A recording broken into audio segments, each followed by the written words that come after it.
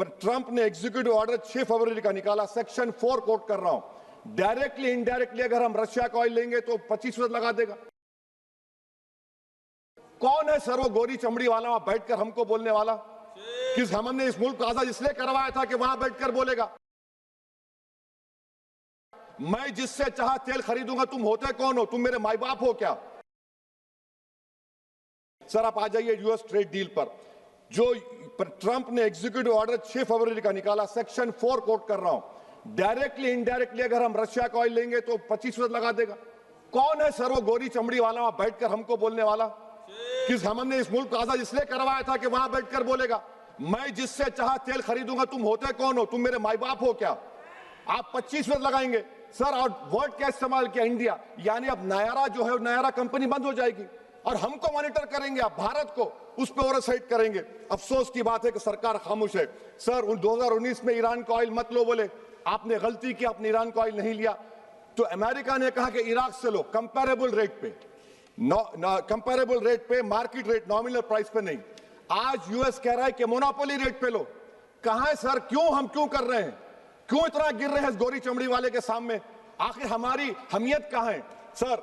और एक बात बता रहा हूं सर, ये यूएस ट्रेड डील से यूरोपियन कर 2 मिनट सर, यूरोपियन यूनियन की ट्रीटी से हमारा पीएलआई का पूरा असर पड़ेगा, क्योंकि आपने टैरिफ गिरा दिया। आपने टैरिफ गिरा दिया मेडिकल डिवाइसेस पर, आपने टैरिफ गिरा दिया सोफिस्टिकेटेड मशीनरी पर। तो यूएस इंडस्ट्रियल गुड्स आएंगे तो डी-इंडस्ट्रियलाइजेशन का खतरा है इस मुल्क में। Sir you are we signing a free trade agreement और a force purchase order. Sir Bangladesh से यूएस ने कह दिया कि हमसे कॉटन खरीदो, 0 टैरिफ। सर भिवंडी, मालेगांव, बनारस के पावरलूम का क्या होगा? 70% रॉ कॉटन हम देते हैं बांग्लादेश को। सर एमएचए का बजट 5.7 बढ़ गया, डिफेंस का 15.99। मैं सरकार से मुतालबा करता हूं कि वेनेजुएला में जो हुआ, आप एक ऑपरेशन इंसाफ करिए। ऑपरेशन इंसाफ के तहत हाफिज सईद, मसूद अजहर, लखवी को घुस के लाइए भारत में, तभी इंसाफ होगा सर। जब तक खत्म कर रहा हूं सर, हम कुलभूषण यादव को भूल गए। वो कुलभूषण यादव उसको आईसीजे में रुकाया। आखिर हम कब लेके आएंगे कुलभूषण यादव को? वजीर आजम इजराइल को जा रहे हैं।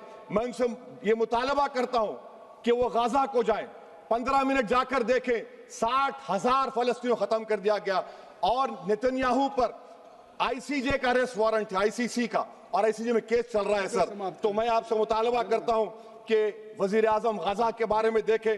मैं ज़ायनिज़्म मुर्दाबाद बोलता हूं, भारत जिंदाबाद। और ये सरकार तेलंगाना से नाइंसाफी कर रही है, कुछ नहीं दे रही है। बहुत बहुत शुक्रिया sir. For more of such videos, do like, share and subscribe to ET Now Swadesh.